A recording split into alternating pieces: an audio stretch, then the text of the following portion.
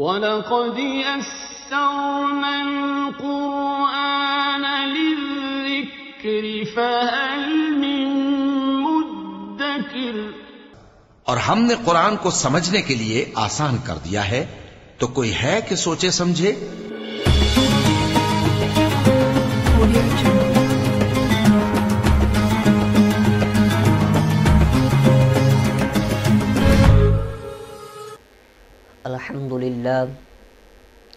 الحمد للہ نحمده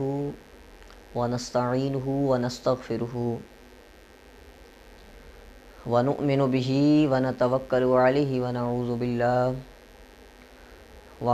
باللہ من شرور انفسنا ومن سیئات اعمالنا من يهده اللہ فلا مضل له ومن يضلله فلا هادی له ونشهد ان لا الہ الا اللہ وحدہ لا شریک له ونشهد ان محمدا عبدہ ورسولہ اما بعد فاعوذ باللہ من الشیطان الرجیم بسم اللہ الرحمن الرحیم وَإِذَا تُلِيَتْ عَلَيْهِمْ آيَاتُهُ زَادَتْهُمْ إِيمَانًا صدق اللہ العظیم۔ ان اللہ وملائکتہ یصلون علی النبی یا ایھا الذین آمنوا صلوا علیہ وسلموا تسلیما۔ اللہم صل علی سیدنا و مولانا محمد وعلی آل سیدنا و مولانا محمد وبارک وسلم۔ الصلاۃ والسلام علیک یا سیدی یا رسول اللہ وعلی آلک وصحابک یا سیدی یا حبیب اللہ۔ برادران اسلام، مضامین قرآن پروگرام میں منیر عباس چشتی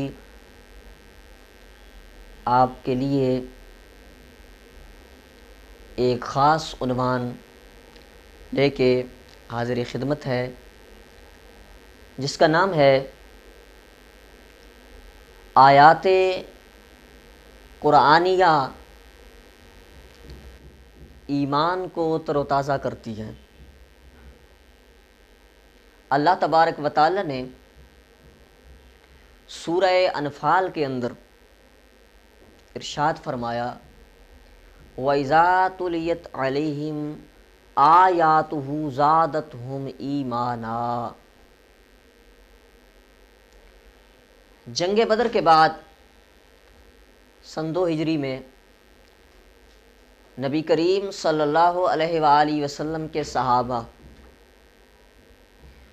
مال غنیمت کے معاملات میں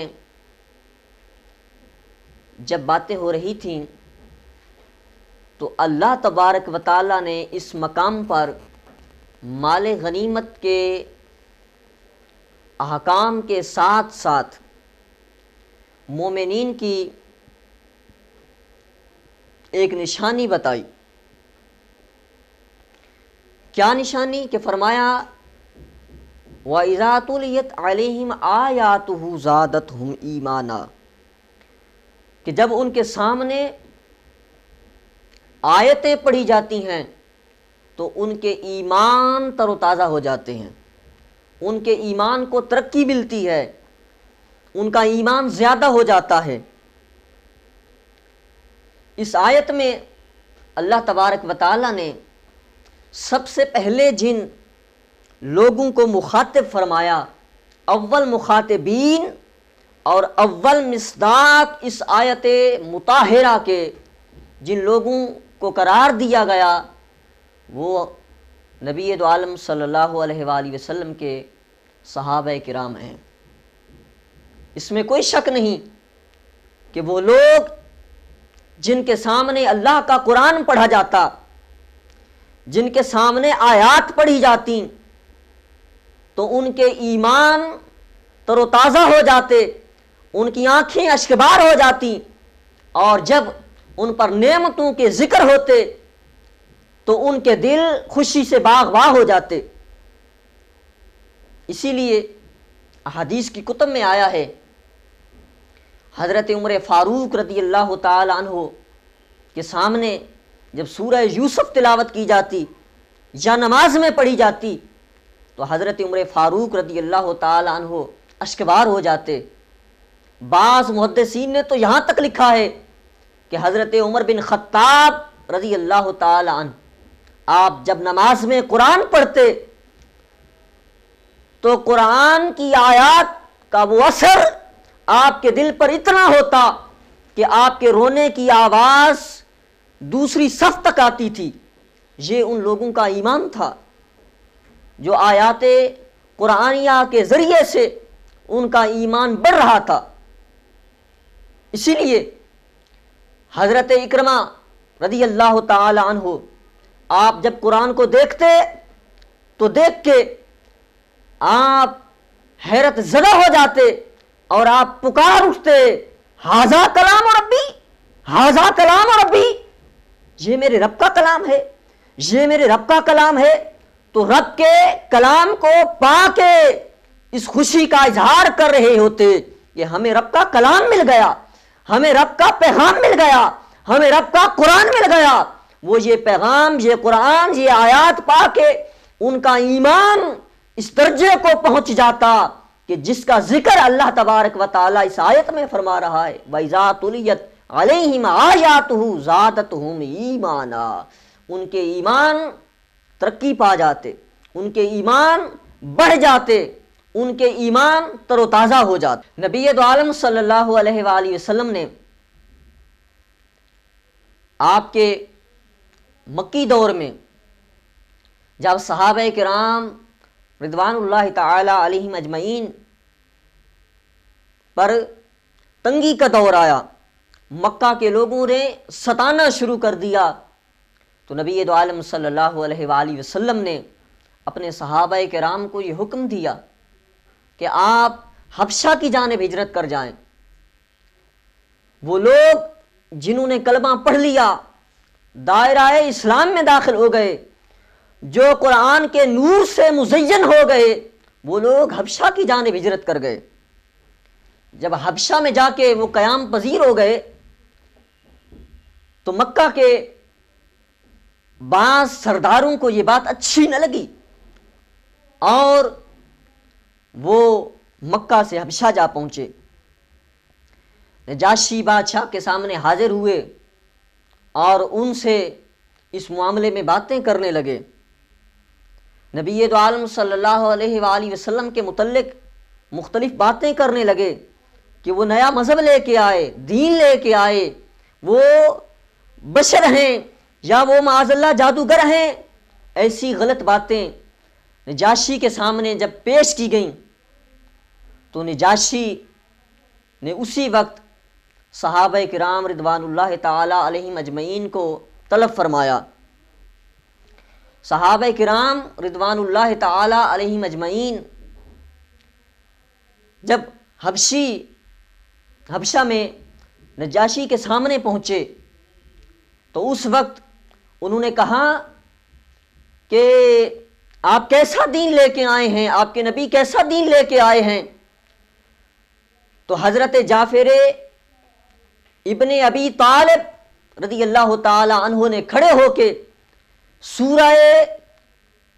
مریم کی آیتیں تلاوت کی۔ جب وہ قرآن پڑھتے گئے تو نجاشی روتا رہا،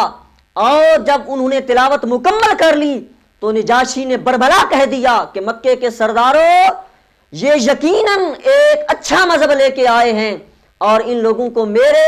اس خطے سے کوئی بھی نہیں نکال سکتا۔ تو ان پر بھی قرآن نے اثر کیا۔ تو آیات قرآنیہ جو ہیں وہ دلوں پہ اثر کرتی ہیں۔ ناظرین کرام، اس وقت لیتے ہیں ایک بریک اور اس کے بعد پھر ملتے ہیں۔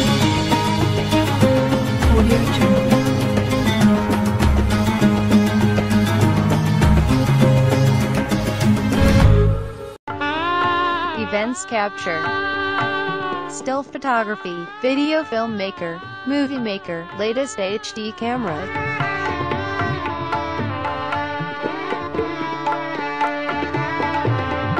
Other services, bridal makeup, stage decoration, sound system, lighting.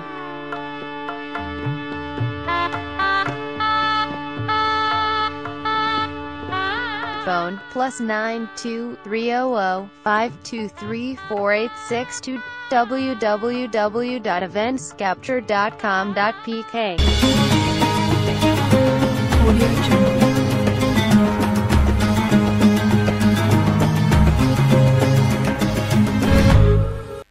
نبی دو عالم صلی اللہ علیہ وآلہ وسلم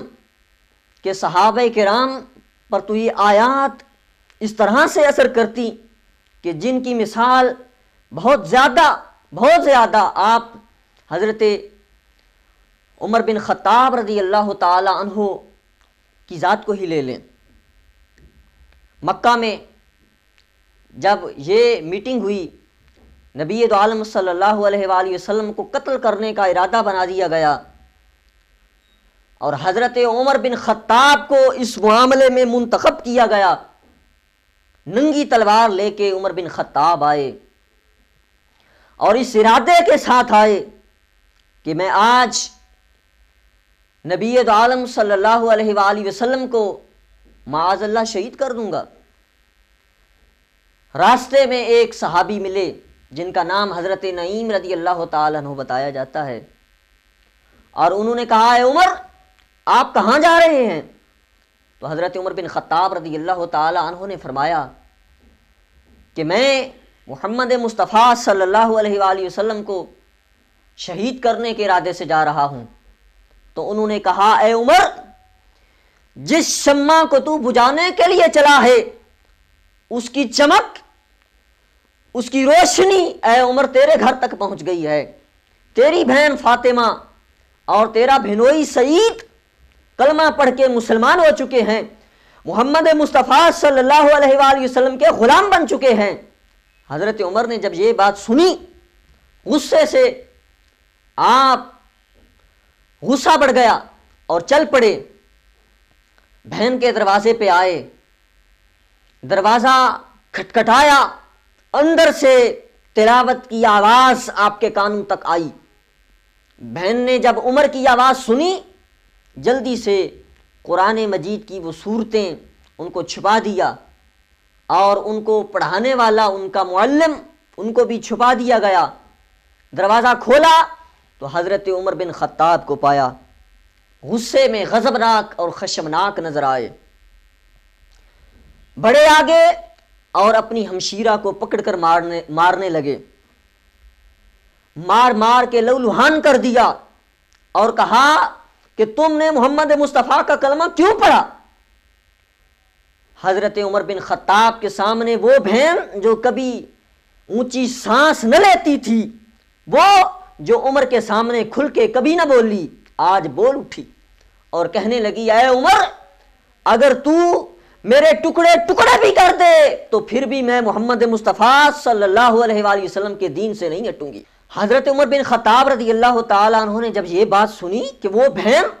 جو میرے سامنے بولتی نہ تھی، اونچی سانس نہ لیتی تھی، آج اتنا برملا وہ اپنے مذہب کا اعلان کر رہی ہے، تو حضرت عمر بن خطاب رضی اللہ تعالیٰ عنہ نے فرمایا تو تم وہ کیا پڑھ رہی تھی؟ تو آپ نے فرمایا نہیں، وہ سننے اور پڑھنے کے لیے اے عمر آپ پہلے آپ کا پاکیزہ ہونا ضروری ہے۔ عمر پاک ہوئے اور اس کے بعد آپ کی بہن اور آپ کے بہنوئی نے آپ کے سامنے سورہ طٰہٰ کی آیتیں پڑھی، طٰہٰ ما انزلنا الیک القرآن لتشقیٰ۔ آیات قرآنیہ جب آپ کے سامنے پڑھی گئی تو عمر بن خطاب کی آنکھوں میں آنسو آ گئے، آنسو بہنے لگے، اور عمر بن خطاب کی دل کی دنیا بدل گئی اور دل کے اندر انقلاب آ گیا، اور عمر بن خطاب رضی اللہ تعالیٰ عنہ پر وہ آیات قرآنیہ اثر کر گئیں،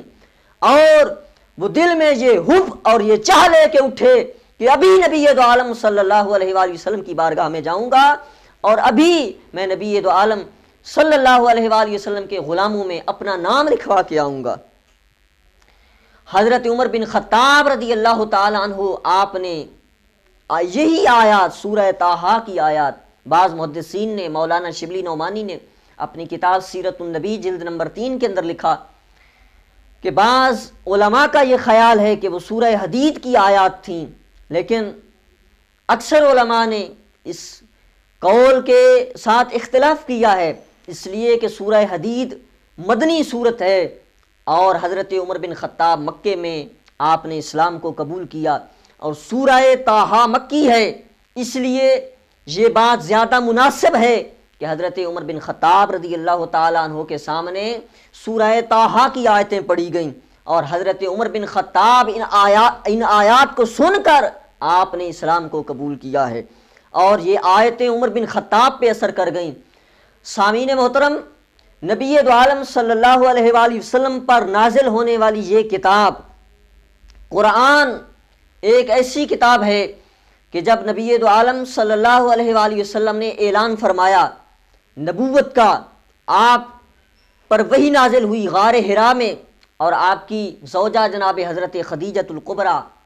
رضی اللہ تعالی عنہا آپ کو ایک عالم کے پاس لے کے آئیں، تو انہوں نے آپ سے پوچھا